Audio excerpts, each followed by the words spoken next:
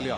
אנחנו נכנסים עוד מעט לדקה האחרונה של תוספת הזמן. הנה בא בניון, הנה בא בניון, הנה בא בניון, בניון, בניון! שער! בניון עושה את זה!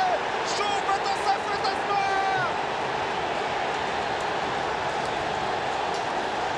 הוא עשה את זה נגד בני יהודה! הוא עשה את זה נגד צפרירים חולות! שתי הפעמים זה היה בדקה 94! זה קורה גם עכשיו נגד מכבי תל אביב, וזה שער שכולו בניון. טל בנין איננו שם. שלח עסוק ולעשות עבירה על יעקובו. את בניון זה לא מעניין.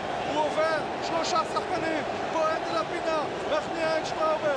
מכבי חיפה 2, מכבי תל אביב 1, ובניון שוב בתוספת הזמן עם שער ניצחון. שער אדיר של יוסי בניון. זה גול כל כך קשה לשחקן, מה הוא לא עושה כאן? את טל בנין, אחד השחקנים הטובים בה, את גדי ברומר, את דדי בן דיין, ואז לפינה השנייה, מיקום גרוע מאוד של שטראובר, תגובה איטית מאוד של שטראובר, גול עצום, עצום, עצום של יוסי בניון. לא תראה הרבה מבצעים אישיים יותר גדולים מזה, גם בכדורגל האירופי. ובעיטה חופשית, וצרפתי מכאן יכול להגיע לרשת. גם בנז'ינסקי מאחורי הכדור, צרפתי בועט וגם כובש. איזה שער נפלא של קאי צרפתי. 2-0 וחלום האליפות של מכבי חיפה הולך ומתרחק בצעדים גדולים מאוד. שער מצוין, מספר 9 עונה לצרפתי.